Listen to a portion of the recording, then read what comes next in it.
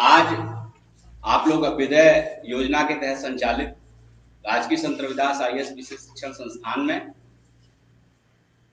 चौथे क्लास में हैं और ये संस्थान के लिए बड़े सौभाग्य की बात है कि आज हम लोगों के साथ डॉक्टर निर्देश धवन सर आप लोगों के बीच हैं। जैसा कि मैंने कल भी आप लोगों को सर के विषय में बताया था कि सर ने दिल्ली विश्वविद्यालय से एमफिल की डिग्री की, उसके बाद लखनऊ यूनिवर्सिटी से सोशल वर्क में पीएचडी और विगत 20 वर्षों से प्रशासनिक सेवा में कार्यरत हैं। बहुत ही लंबा अनुभव है। ये तो सर का बहुत छोटा सा विवरण है जो हम आपको उनके एडमिनिस्ट्रेटिव अप्रोच के बारे में बता रहे हैं।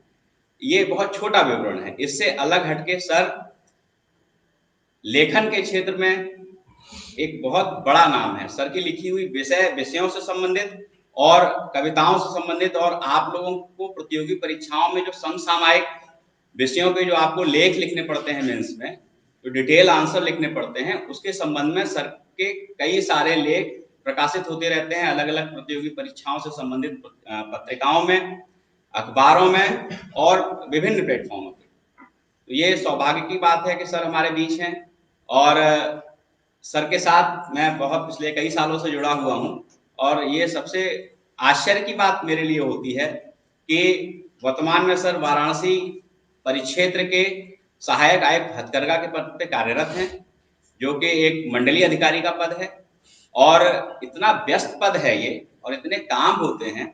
उसके बाद ये लेखन के क्षेत्र में, अध्यापन के क्षेत्र में पिछले कई सालों से उसी तन्मयता से जुड़े रहते हैं। शांत स्वभाव, सरल स्वभाव और छात्रों के बीच रहना सर का बहुत बड़ा शौक है।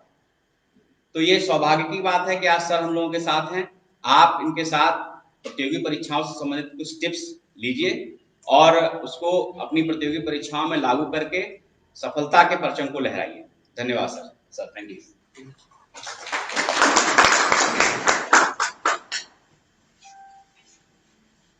आज के इस ओरिएंटेशन क्लास का जो एक ऑब्जेक्टिव है, पहले उसको हम क्लियर कर दें। आप सब यहाँ सिविल सर्विसेज के एस्पिरेंट्स के रूप में इस कोचिंग संस्थान में आए हैं। तो आज का जो प्रमुख उद्देश्य है वो ये है कि सिविल सर्विसेज की क्या डिमांड्स हैं, क्या चैलेंजेस हैं, जिस क्षेत्र में आप जाना चाहते हैं उसके बारे में अच्छे से रूबरू हो जाए। दूसरा, इस सिविल सर्विसेज की जो परीक्षा है इसका फ्रेमवर्क क्या है, क्या पैटर्न है और किस तरह से आपको अप्रोच करना चाहिए, उसके बारे में प्रकाश डालेंगे। फिर इसके बाद एक स्लाइड प्रेजेंटेशन है, जैसा कि आपने अभी देखा है। स्लाइड प्रेजेंटेशन में क्या स्ट्रैटेजी और क्या प्लानिंग हमारी होनी चाहिए, उस पर हम विस्तार से चर्चा करेंगे और फिर लास्ट में आप लोगों के प्रश्न भी लेंगे। तो मेरा ये कहना है कि आप लोग जो भी जिज्ञासा आपकी हो, कोई क्वेरी हो, ड्यूरिंग प्रेजेंटेशन आप उसे नोट करते जाएं। कोई भी सवाल मन में उठता है उसे नोट कर लें और लास्ट में by the end of presentation we will take you all the queries one by one. ठीक है। तो पहला जो मूल उद्देश्य है कि सिविल सर्विसेज के एस्पिरेंट्स के रूप में आप क्या सोचकर यहाँ आए हैं। मैं चाहूंगा कि ये सेशन हमारा इंटरैक्टिव रहे, should not be a one way interaction, two way communication होगा हमारा। और आपसे ही मैं शुरुआत करना चाहूंगा, कुछ लोगों से पूछना चाहूंगा कि इस सिविल सर्विसेज परीक्षा में अपीयर होने के पीछे या इसको एक लाइफ का गोल मान के क्या पीछे एक आपकी मूल भावना क्या रही है, what is your main purpose behind choosing this as a career. कुछ लोग बताना चाहेंगे? नाम बताएं। सर मतलब सिविल सर्विस में मेन टारगेट ये है कि सर मतलब आपके गांव में मतलब जो लोग बिलोंग करते हैं वहाँ देखे हैं, मेनली देखे हैं जितनी गवर्नमेंट योजना, मुख्यमंत्री योजना या प्रधानमंत्री योजना निकालते हैं वो पूरे गांव तक नहीं पहुंच पाती है। जितना निकालते मतलब ऑफिसर तक ही रह जाती है, कुछ ऑफिसर पहुंचाते हैं, कुछ ऑफिसर नहीं पहुंचा पाते हैं, मतलब अपने कर्तव्य का हम ठीक से पालन नहीं करते। हम सोचते हैं उस ऑफिसर पोस्ट पहुंच कर हम मतलब गांव मतलब जितनी गवर्नमेंट, मुख्यमंत्री, प्रधानमंत्री योजना निकालती है पूरे गांव मतलब हर सिटी, हर मोहल्ले, हर गांव में उनको बताएं, इस योजना के बारे में बताएं, उस योजना का ठीक से वो लाभ ले सके, वो जान सके। कई सब मोदी जी, माननीय मुख्यमंत्री जी, माननीय योगी जी ने कई ढेर सारी मतलब योजनाएं निकाली हैं मतलब गरीबों के लिए और कन्याओं के आई लिए। गॉट योर पॉइंट कि स्कीम्स जो हैं वो लाभार्थियों तक नहीं पहुंचती हैं, ज्यादा उनका प्रभाव नहीं रहता है, और आप चाहते हैं कि उस पद पे जाके आप ऐसा कर सकें। ठीक, प्लीज प्लीज नाम बताएं। यूपीएससी का मेन टारगेट था कि सर अपने आप को बेटर डेवलप करना। ओके, कि सर यूपीएससी स्टूडेंट होने पर फायदे ये होते हैं कि आप आपका नजरिया बदल जाता है समाज के प्रति, आपका दृष्टिकोण बदल जाता है। मैंने भी सर पिछले 1.5 सालों में देखा है अपने आप को, मैं शून्य से शुरू किया था, मैं अपने आप में बदलाव देख रहा हूँ। पहले मैं सर एक हिंदूवादी कट्टरवादी था, लेकिन अब मैं सर रेगुलर हो रहा हूँ, मैं न्यूट्रल होना चाह रहा हूँ हर क्षेत्र में। अब मैं तर्कों को दोनों पक्ष में सोचता हूँ। पहले मैं सर काफी बीजेपी के पक्ष में था, फिर 1.5 साल में धीरे-धीरे सर मैं कांग्रेस को भी सुनता हूँ। हर पार्टी को सुन के मैं अपना ओपिनियन बनाता हूँ, कोई राजनीतिक नहीं। ठीक है, तो आपका उद्देश्य बेसिकली ये है कि आप न्यूट्रल वे में आए और एक तरीके का व्यक्तित्व विकास भी आपका होता है। सिलेक्शन सर अगर व्यक्ति नहीं बन जाएगा, सिलेक्शन कहीं ना कहीं हो ही जाएगा। ओके, प्लीज बैठिए। और कोई बताना चाहे? तो देखिए, हम क्या करते हैं कि जो कोई भी गोल लेते हैं उसके 2-3 प्रमुख कारण होते हैं। या हमारे व्यक्तिगत जीवन में कुछ लोग ऐसे आए हों जिनसे हमने प्रेरणा ली हो, या हमारे अपने अनुभव रहे हों, उसके आधार पे हम चयन करते हैं अपने करियर का। लेकिन पहली चीज ये है कि आप सिविल सर्वेंट जब बनते हैं तो आप लीडिंग पोजीशन में कहीं ना कहीं होते हैं। आप चाहे स्टेट लेवल की सिविल सर्विसेज देख लीजिए, चाहे यूपीएससी के ले लीजिए, जब भी आप चयनित होकर एक अधिकारी के रूप में जाते हैं, एक गेजेटेड ऑफिसर के रूप में होते हैं, तो आप निर्णय लेने के क्षेत्र में आ जाते हैं। यानी आप अपने निर्णय से, अपने कार्यशैली से, और जो भी आपकी विचारधारा है और जो भी आपका व्यक्तित्व है, उसके माध्यम से लोगों के बीच समाज के लिए बहुत कुछ करने की एक आपको आज़ादी, स्वतंत्रता मिलती है। ठीक है, तो आपका जो कार्यक्षेत्र है वो विस्तृत होता है, व्यापक होता है, और सबसे बड़ी चीज ये है कि आप नेतृत्व प्रदान करते हैं। किसी भी विभाग के आप मुखिया होते हैं, आप जिलाधिकारी भी हो सकते हैं, उप जिलाधिकारी भी हो सकते हैं, या डिपार्टमेंटल पोजीशंस में भी हो सकते हैं।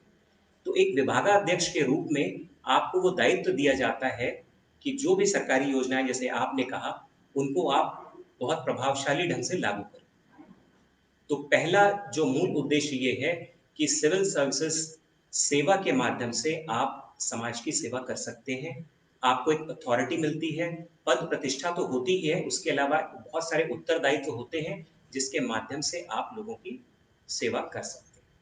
ठीक है, तो ये सिविल सर्विसेज का दायरा बहुत चैलेंजिंग है। आजकल बात हो रही है डेवलपमेंट एडमिनिस्ट्रेशन की, यानी विकास परक प्रशासन की। तो जब भी विकास परक प्रशासन की बात होती है तो उसका जो दायित्व है, उसका जो दायरा है, वो इतना विस्तृत और व्यापक हो जाता है कि उसमें कोई भी क्षेत्र छूटता नहीं। किसी भी डिपार्टमेंट के आप मुखिया, मान लीजिए आप इंडस्ट्रीज के हैं, आप असिस्टेंट कमिश्नर इंडस्ट्रीज हैं, तो जितनी भी लघु उद्योग, एमएसएमई पे कितना जोर है, रोजगार पे, स्वरोजगार पे कितना जोर दिया जा रहा है, चाहे वो सेंट्रल गवर्नमेंट हो या स्टेट गवर्नमेंट हो। तो being an officer, being a gazetted officer, you are supposed to discharge your responsibilities to the last person, जो आखिरी व्यक्ति है वहां तक आपकी योजनाएं पहुंचे, जैसा आपने कहा। तो ये बहुत चैलेंजिंग है, बहुत डिमांडिंग है, और बहुत ही ब्राइट करियर है। और ये मैं इसलिए बता रहा हूँ कि आप इंस्पायर्ड फील करें कि you are on the right path, आप यहाँ पे हैं। और बहुत सी अच्छी फैकल्टी, बहुत से अच्छे ऑफिसर्स जो पोस्टेड हैं और जिन्होंने सफलता प्राप्त करी है, वो आपसे अपने अनुभव बांटेंगे। तो this is a golden opportunity for all you people. यहाँ पे आप हैं, ध्यान पूर्वक लोगों की बातों को सुने और उस पर अमल भी करें। तो this was all about civil services being a career. अब आते हैं कि सिविल सर्विसेज का एग्जामिनेशन पैटर्न क्या है। बहुत से लोग जानते होंगे, मेरे ख्याल में ज्यादातर लोग ये जानते होंगे कि प्रीलिम्स, मेंस एंड इंटरव्यू और पर्सनालिटी टेस्ट ये होता है। लेकिन कभी आपने सोचा कि ऐसा पैटर्न क्यों है? ये जो पैटर्न बनाया गया है, why it is so? Prelims, mains and interview, इतनी लंबी एक प्रक्रिया क्यों है, बताएं। फिल्टर करने के लिए कैंडिडेट्स को, केवल फिल्टर करना ही मकसद है? तीनों स्टेट में सर जो 3 स्टेट हैं, सर प्री में सर हम पहले उसकी क्वालिफिकेशन देखेंगे कि उसके तक क्षमता कितनी है हाँ। और मेंस में सर उसकी सोच देखी जाती है Okay. कि समाज के प्रति उसका नजरिया क्या है Okay. और अंडर द इंटरव्यू व्यक्तित्व को देखा जाए कि सर आप कैसे हैं, आपको नेतृत्व प्रदान किया जाए, कोई जिला दिया जाए तो आप उसे कैसे हैंडल करेंगे, प्रेशर में कैसे हैंडल करेंगे। बिल्कुल। ये तीन चीजें हैं। ठीक है, और कोई इसमें जोड़ना चाहेगा? सर प्री इसलिए दिया जाता है सर कि मतलब जो ज्यादा लंबा बच्चे रहते हैं भीड़ कम करने के लिए, मतलब थोड़ा सा आज सब्जेक्ट कमांड दिखा जाता है स्क्रीनिंग। ऐसा। और मेन चीज है कि आप मतलब किस विषय में गहन अध्ययन, मतलब डीपली आप किस सब्जेक्ट में अध्ययन किए कि नहीं किए, डीपली देखा जाता है। Okay. और जो इंटरव्यू होता है जरा पढ़ाई से आपको तेज है लेकिन आपका पर्सनालिटी कैसा है, बोलने कैसे, मतलब बिहेव कैसा, बैठने का हर चीज, आईक्यू आपका आईक्यू लेवल देखा जाता है इंटरव्यू। और कोई जोड़ना चाहेगा? और भी बोले, अपने विचार रखें आराम से। देखिए, कोई भी हिचकिचाहट मत करिए, जितना आराम से आप फ्रीली बात कर सकेंगे ना उतना ही ज्यादा सीखेंगे भी। ये भी एक पर्सनालिटी डेवलपमेंट का ही पार्ट है, ठीक है? तो कोई भी विचार मन में आए तो उसे आप शेयर कर सकते हैं। देखिए मैं बताता हूँ, एक एक करके लेता हूँ। प्रीलिम्स में क्या होता है, आपके दो पेपर्स होते हैं, दोनों ही ऑब्जेक्टिव होते हैं, दोनों ही ऑब्जेक्टिव होते हैं। टाइम फ्रेम में ही आपको वो पेपर पूरे करने हैं, नेगेटिव मार्किंग भी होती है, ठीक है? पहला पेपर आपका होता है जनरल स्टडीज का, दूसरा होता है एप्टीट्यूड टेस्ट जिसको हम सीसेट कहते हैं, राइट? अब आप पहले पेपर की अगर बात करें, जनरल स्टडीज का जो पहला पेपर है, जैसा मैंने कहा कि 2 घंटे में आपको वो क्वेश्चंस करने हैं और नेगेटिव मार्किंग को भी बैलेंस करना है। इसका मतलब एक तो वो नॉलेज टेस्ट है कि आप करंट अफेयर से और जनरल स्टडीज से कितना वाकिफ है, नॉलेज टेस्ट है, डेफिनेटली है, बट एक टाइम फ्रेम में ही वो आपको करना है। आपके पास हमेशा 4 ऑप्शंस रहते हैं। अब आप इसको नौकरी से, आप सिविल सर्विसेज में जब आप आएंगे उससे भी जोड़ के देखिए कि आपको कम टाइम में डिसीजन मेकिंग करनी है। You have got all the options. कोई प्रॉब्लम आपके सामने आई, सीसैट में क्या हो रहा है, सीसैट में यही टेस्ट हो रहा है, एप्टीट्यूड टेस्ट हो रहा है। इसका मतलब ये है कि you have got the options before you, there is a problem and you have to pick the most appropriate option from all those 4 options। यानी 4 विकल्पों में से आपको सबसे बेहतर विकल्प चुनना है और उस समय सीमा में, और ये भी देखना है कि नेगेटिव मार्किंग ना हो। तो ये क्या टेस्ट कर रहा है, अल्टीमेटली आपकी जॉब से ही रिलेटेड है। ये भी एप्टीट्यूड टेस्ट कर रहा है कि जब आप उस पोजीशन में होंगे और आपके पास समय कम होगा और आपको एक्शन लेना होगा, तो you have to choose between all the options the best possible mode of action। आई बात समझ में? इसका मतलब केवल इतना ही नहीं कि हम स्क्रीनिंग कर रहे हैं, स्क्रीनिंग कर रहे हैं, डेफिनेटली स्क्रीनिंग कर रहे हैं, बट उसका एक पर्पस है, and the purpose behind it is that कि उसमें से कौन ऐसे लोग हैं जो कम समय में बेस्ट पॉसिबल आंसर्स को निकाल लेते हैं, वो हमारे कैंडिडेट्स होते हैं। तो ऐसा नहीं है कि केवल ये फिल्टरिंग के लिए रखा गया है, it has the basic objective of finding the right and suitable candidates which can go further. यहाँ पे आपका एप्टीट्यूड टेस्ट हो गया, आप में से जो फिल्टर होके निकले वो कैंडिडेट्स हैं जिन्होंने उस समय सीमा के अंदर बेहतरीन ऑप्शंस चुने और परीक्षा में सफल। तो ये दृष्टिकोण बदलने की जरूरत है। ज्यादातर हम लोग क्या करते हैं, केवल उस फ्रेमवर्क में ही सोचते हैं कि हमें वो परीक्षा है हमारी, बट वो परीक्षा के पीछे उद्देश्य क्या है, उद्देश्य ये है। इसीलिए सेकंड पेपर को सिविल सर्विसेज एप्टीट्यूड टेस्ट कहते हैं। क्यों? क्योंकि एक तो डिसीजन मेकिंग पार्ट हो गया, दूसरा रीजनिंग पार्ट हो गया, लॉजिकल थिंकिंग पार्ट हो गया, इंटरपर्सनल स्किल्स पार्ट हो गया, कम्युनिकेशन स्किल्स पार्ट हो गया, ठीक है? ये सारा क्या है, यही तो आप जब ऑफिसर बनेंगे, these are the skills you will be needed to deliver at your position, right? बताइए, इन्हीं गुणों की तो आवश्यकता होगी जब आप ऑफिसर बनते हैं। Logical thinking, systematic thinking, decision making, problem solving, communication skills. रोज आपको पब्लिक डीलिंग करनी होगी, लोगों से मिलना होगा, लोगों की प्रॉब्लम सॉल्व करनी होगी, and that is the basic fundamental और the purpose behind this kind of a test. आई बात समझ में? तो आप देखिए कि एक तरफ आपका सिविल सर्विसेज की नौकरी के बारे में क्या दृष्टिकोण होना चाहिए और फिर परीक्षा से वो कैसे संबंधित है, इंटरलिंक्ड है, वो भी आपको सोचना चाहिए।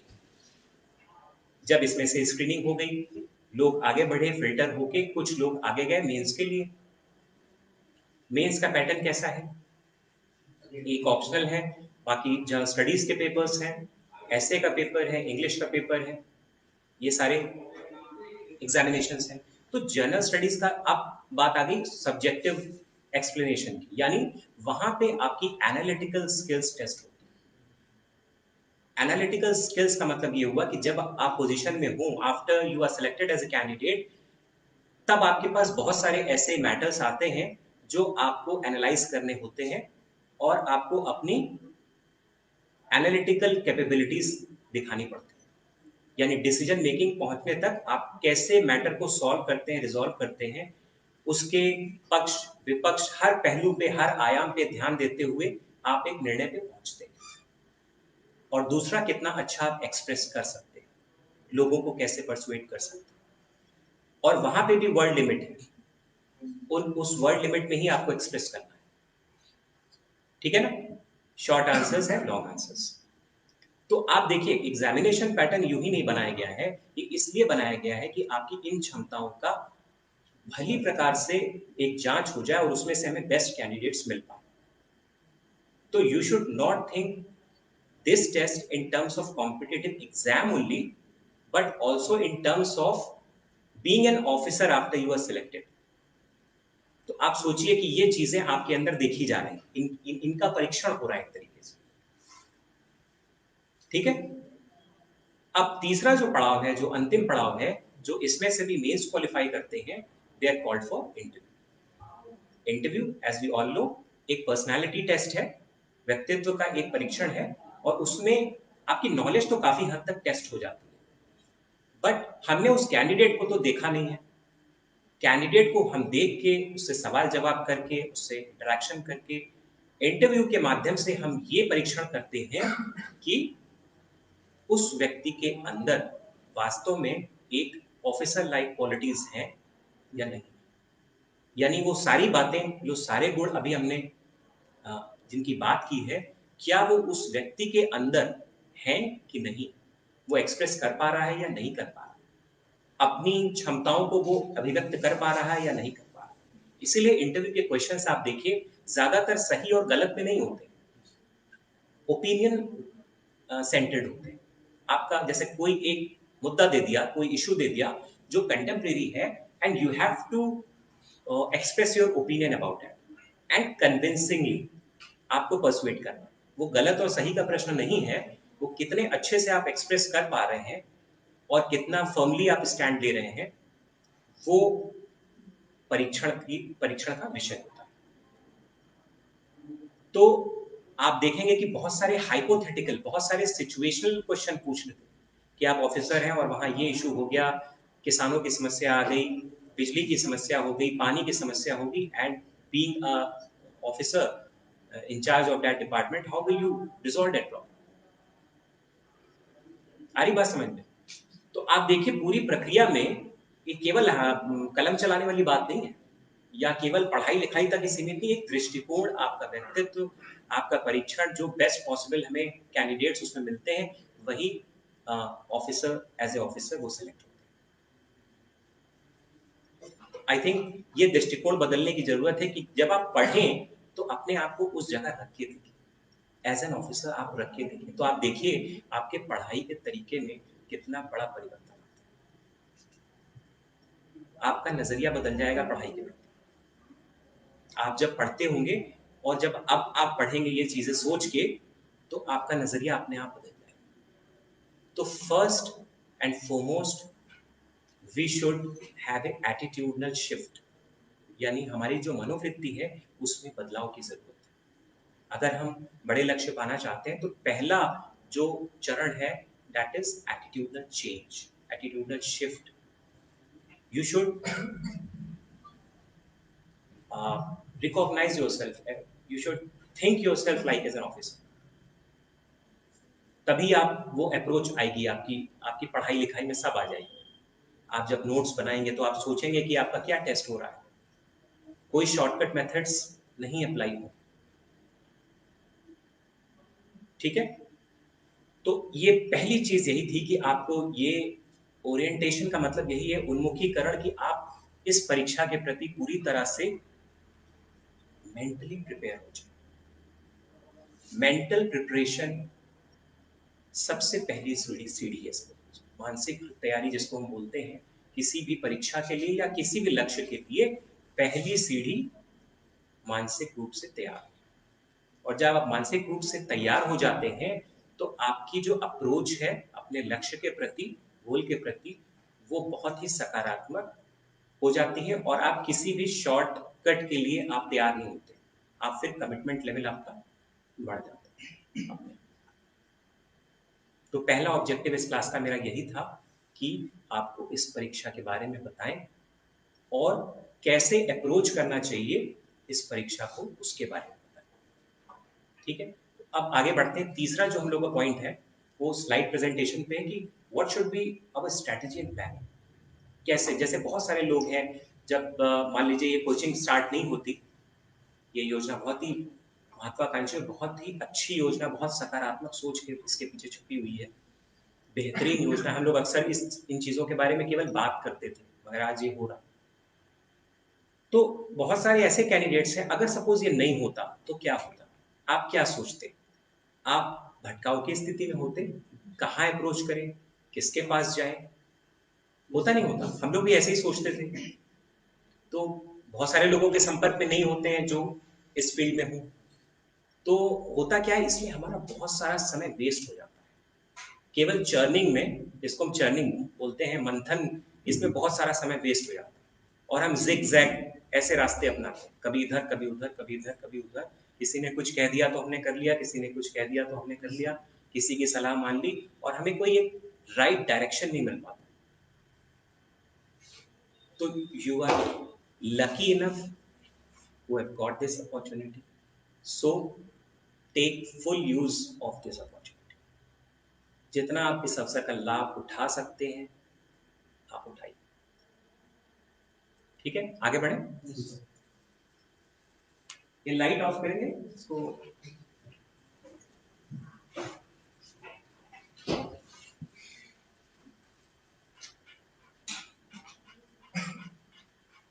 एक उधर के भी ऑफ कर दीजिए, आप लोग को विजिबल हो। हाँ, इतना ही हो सकता है। आ रहा है, देख रहा है?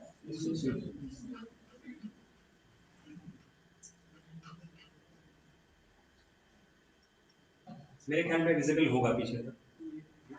देखिए ये 7 आवश्यक चरण है, इसको आप इस एग्जामिनेशन पॉइंट ऑफ व्यू से भी देखिए और ऐसे भी सोचिए कि लाइफ में अगर कोई गोल सेट किया है तो कहाँ से बिगनिंग करनी चाहिए। एक एक स्टेप पे बात करेंगे। ये पहले 7 चरण का एक आउटलाइन है। स्व मूल्यांकन मतलब everybody should make a self assessment. ठीक है, सेल्फ असेसमेंट में 4 चीजें प्रमुख आती हैं, उसके बारे में आगे बात करेंगे डिटेल में। लक्ष्य का निर्धारण, यानी लक्ष्य का जो निर्धारण है वो केवल इस बात पे निर्भर नहीं होना चाहिए कि दूसरे हमें क्या सलाह देते हैं, बल्कि इस बात पे भी आधारित होना चाहिए कि हमारी स्ट्रेंथ, हमारी वीकनेसेस, हमारे पास रिसोर्सेस क्या है। इसीलिए पहला चरण क्या है? सेल्फ असेसमेंट, स्वमूल्यांकन। You should first analyze yourself, your strengths, your weaknesses, your opportunities, your limitations. ये सारा आपको ज्ञान होना चाहिए। इसीलिए पहला चरण it is the most important, क्योंकि यहीं से बिगनिंग होनी है, यहीं से स्टार्ट। पर हम लोग अक्सर ऐसा करते नहीं, ज्यादातर लोग ऐसा नहीं करते। ज्यादातर लोग कैसे करते हैं कि ट्रायल एंड एरर वाला मेथड, जैसे साइकोलॉजी में है ना, ट्रायल एंड एरर, कि गलती करो और सीखो। जैसे किसी फील्ड में गए, वहां हमको सफलता नहीं मिली तो दूसरी ओर डाइवर्ट, फिर उसमें भी नहीं मिली तो तीसरी ओर डाइवर्ट हो गए। बहुत सारे करियर ऑप्शंस हम लोग स्विच ओवर करते रहते हैं, फिर फाइनली हम किसी डेस्टिनेशन पे पहुंच जाते हैं और वहां से सेटिस्फाई हो जाते हैं। But that is not the right approach. Right approach क्या है कि one should analyse the strengths, the weaknesses, the opportunities and the limitations of oneself। अपने बारे में जब ज्ञान हो जाता है स्वमूल्यांकन के आधार पे, तो हम एक लक्ष्य के प्रति, सही लक्ष्य के प्रति अभिप्रेरित होते हैं। आई बात समझ में? तो लक्ष्य का निर्धारण, व्हाट आई टोल्ड, कि लक्ष्य का निर्धारण हमें स्वमूल्यांकन के आधार पे करना चाहिए। फिर जब हमने लक्ष्य निर्धारित कर लिया, the goal has been set, अब हमें क्या करना है, उस लक्ष्य के बारे में हमें सारी जानकारी, जितनी जानकारियां महत्वपूर्ण हैं और रेलिवेंट हैं, औचित्यपूर्ण हैं, वो सारी जानकारियों को हमें इकट्ठा करना चाहिए, एकत्र करना चाहिए। जैसे right now we are doing, अभी यही हो रहा है। आप सिविल सर्विसेज एस्पिरेंट्स हैं, you have set the goal for yourself and you are here for all the necessary information from all the faculty members. जितनी जानकारी हो सकती है आप यहाँ पे कलेक्ट। जानकारी किन किन डायमेंशन से होनी चाहिए उसके बारे में और विस्तार से हम आगे चर्चा करेंगे। फोर्थ पॉइंट आपका आता है कार्य नियोजन, जिसको हम कहते हैं the planning part. It is the most important part of any activity. जितनी बेहतरीन आपकी प्लानिंग होगी, नियोजन होगा, जिसको हम कहते हैं एक्शन प्लान, कार्य योजना। कार्य योजना का हिस्सा क्या हो सकता है? जैसे आपके लिए क्या हो सकता है? आपके लिए कार्य योजना क्या हो सकती है? बताएं। कोई प्लान करना कि इस टाइम तक हमें क्या करना है, एक 1 मंथ में हमें इतना पोर्शन Exactly, करना है, exactly. Day wise, week wise और monthly wise. Exactly, very good. इसका मतलब ये है कि हमें एक्टिविटी प्लान बनाना है। एक्टिविटी में क्या हो गया कि हमारे जीएस के पार्ट हो गए, कौन कौन से पेपर्स हैं। फिर हमने जब एनालाइज कर लिया कि हमारे पास टाइम, मान लीजिए कट ऑफ डेट आपकी ये है, इस तारीख को एग्जाम होना है, जून में एग्जाम होना है, तो अभी से आपके पास कितना समय है, कितने पेपर्स हैं आपके पास, और हर पेपर के लिए आपने समय निर्धारित कर लिया। फिर सेल्फ मॉनिटरिंग के लिए, फीडबैक के लिए आपने वीकली टेस्ट रख लिए। ठीक है, तो इस तरीके का पूरा एक एक्शन प्लान बना लिया। लेकिन बनाना ही तो काफी नहीं है, चलना कठिन है, अमल करना कठिन है। ठीक है, तो अक्सर हम लोग ये आप देखते होंगे कि बहुत सारे लोग टाइम टेबल बनाते हैं, बट बहुत कम लोग उसको फॉलो कर पाते हैं, है कि नहीं? हम सबके साथ ऐसा होता है कि हम लोग बहुत ही एक आदर्श टाइम टेबल बना के रखते हैं, अपनी स्टडी टेबल के पास उसको लगाते हैं, बट वेरी हार्डली उसको फॉलो करते हैं।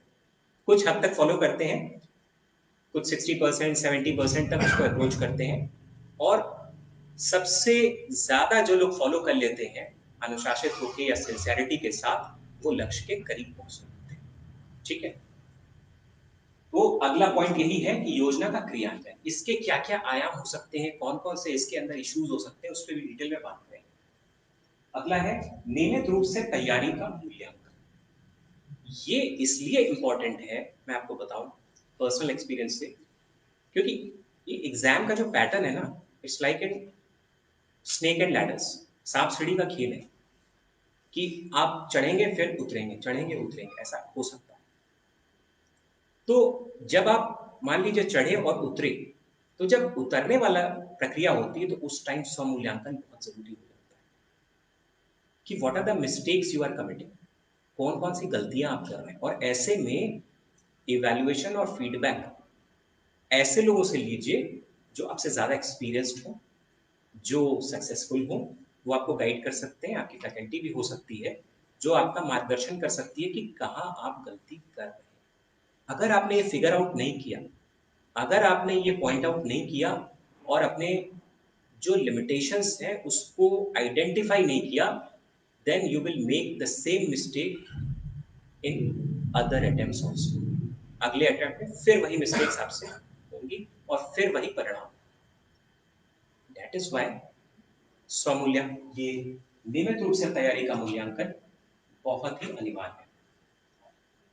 फिर जब हमने आइडेंटिफाई कर लिया था एरियाज, द वीकनेसेस, हमारे कौन से वीक एरियाज हैं, तब फिर हम उसमें समय पर आवश्यक सुधारों का समावेश करते हैं।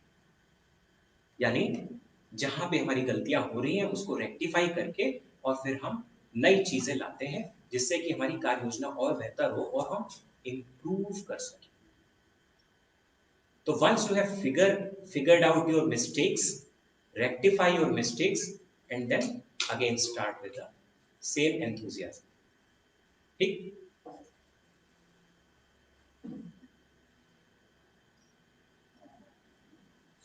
अब आप देखिए स्वमूल्यांकन में ये 4 प्रमुख आयाम हैं जिसके इर्द गिर्द होता है। यहीं से स्टार्टिंग है, इसलिए इसको मिस मत करिएगा। Every step is important.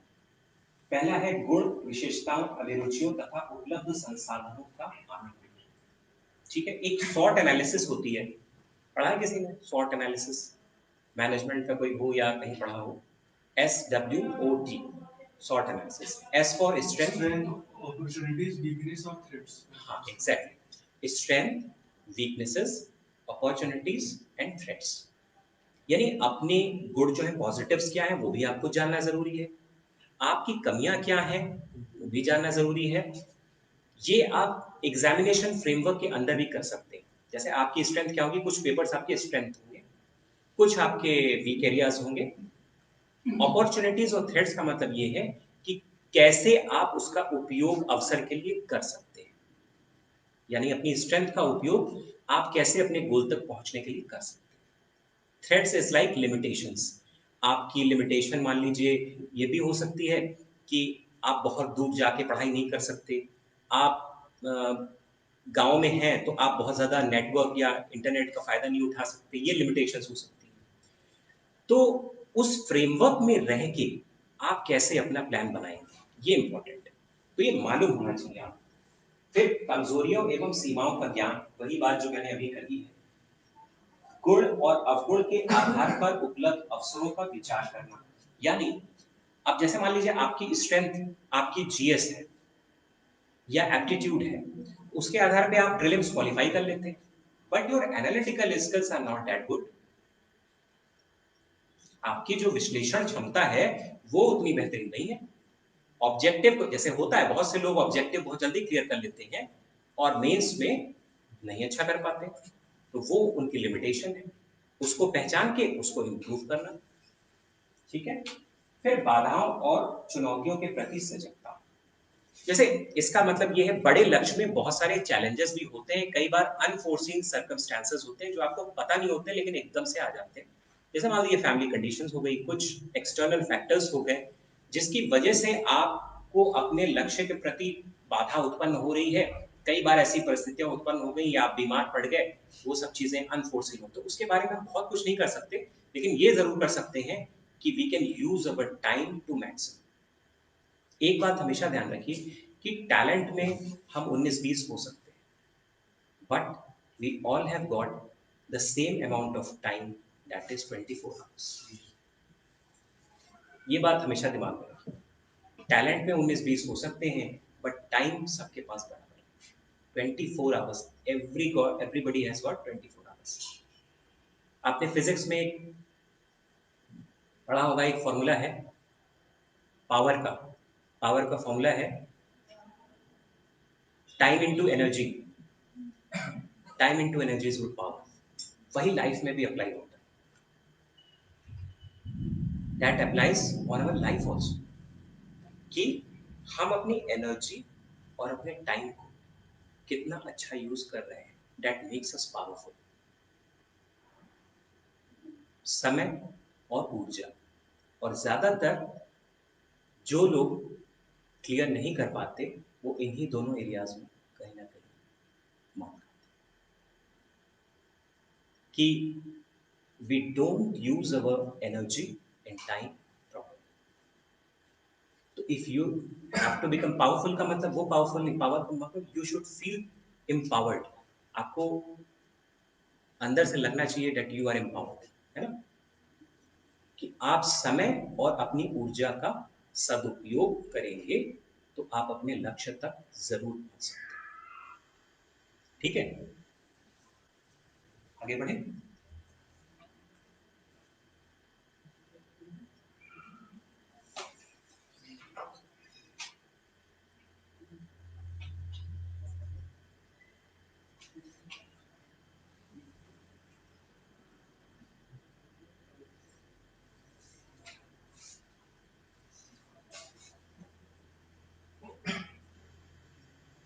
ठीक है, लक्ष्य का निर्धारण कैसे करें?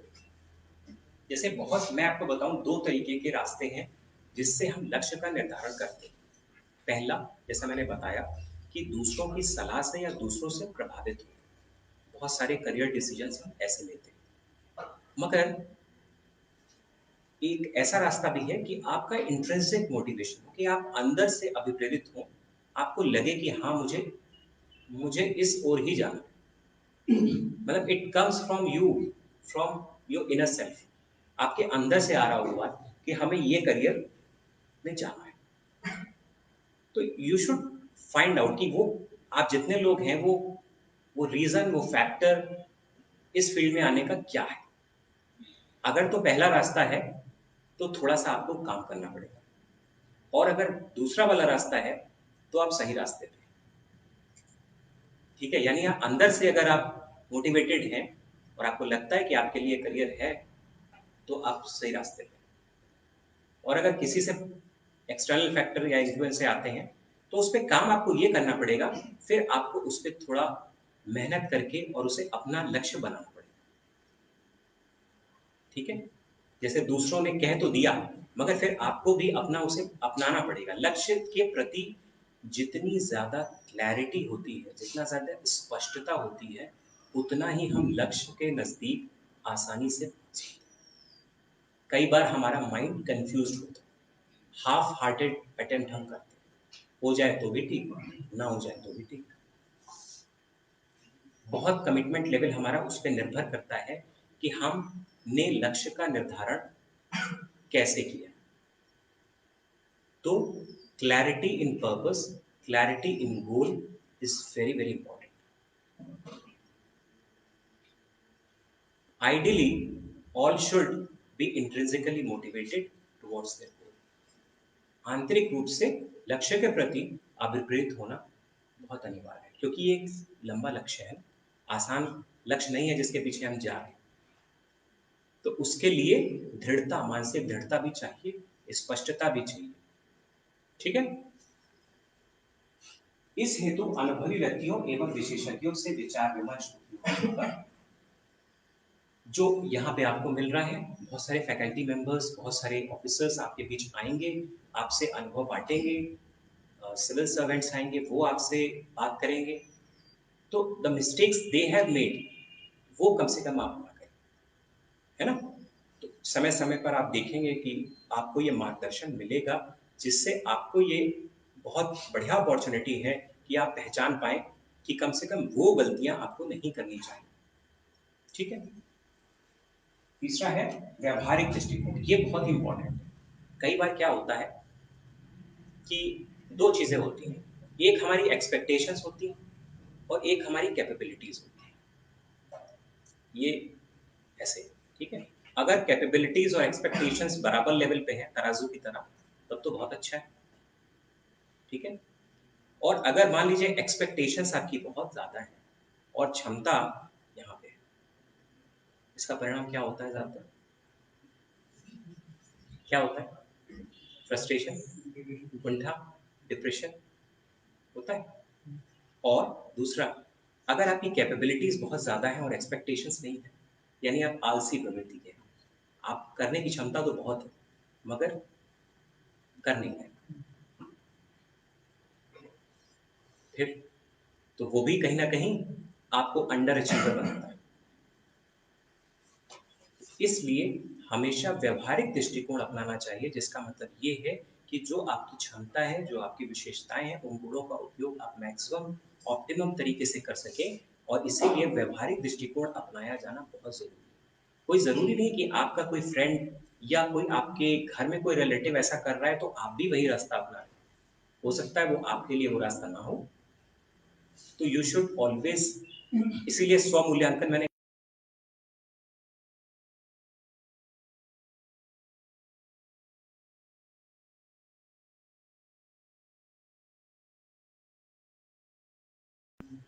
लक्ष्य का निर्धारण इन सब एलिमेंट्स के आधार पे, फैक्टर्स के आधार पे